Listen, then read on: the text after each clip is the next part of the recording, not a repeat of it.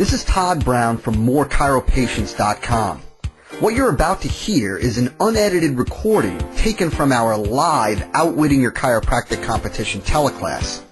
What you'll learn over the next 3 hours is everything you need to know to become the #1 chiropractor in your geographic area. You're going to learn how to make your chiropractic practice virtually immune to any existing competition or new doctors that may come into your town. The strategies and techniques you're about to learn are known by less than 1% of all practicing chiropractors, if even that, and is not taught to doctors anywhere else.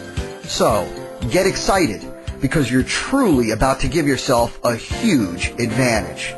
Let's go right now to the live teleclass presentation of Outwitting Your Chiropractic Competition.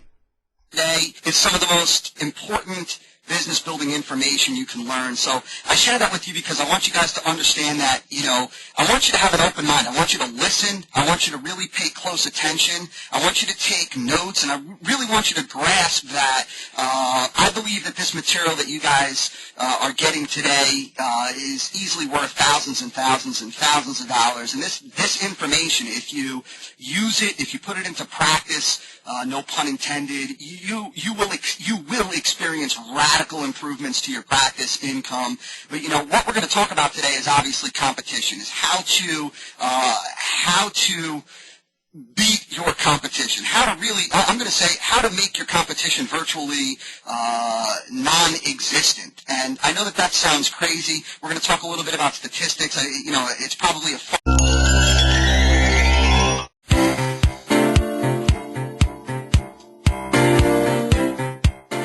you need to be action-oriented. Number 2, you need to be resilient. You need to be resilient. Business is all about ups and downs.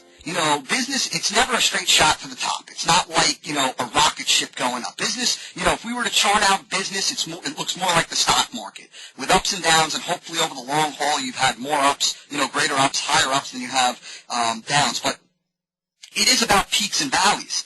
It's about successes and failures. It's not about just hitting home runs,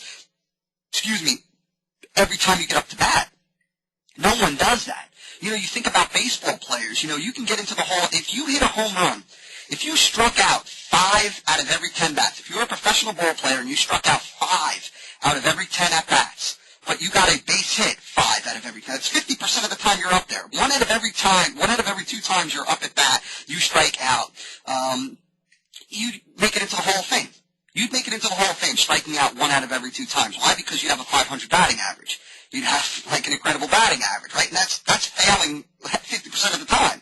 That's like you failing, every other marketing campaign, every other promotional campaign. That's like you giving a terrible presentation every other health talk, right? But yet, there are chiropractors that, experience 1 or 2 setbacks and they throw in the towel on marketing. They throw in the towel on thinking about success and thinking about, what they need to do to improve their practice. It's crazy. You need to be resilient as a chiropractor. Number 3, good and time management. This is something that, I could spend literally 3 hours talking about. But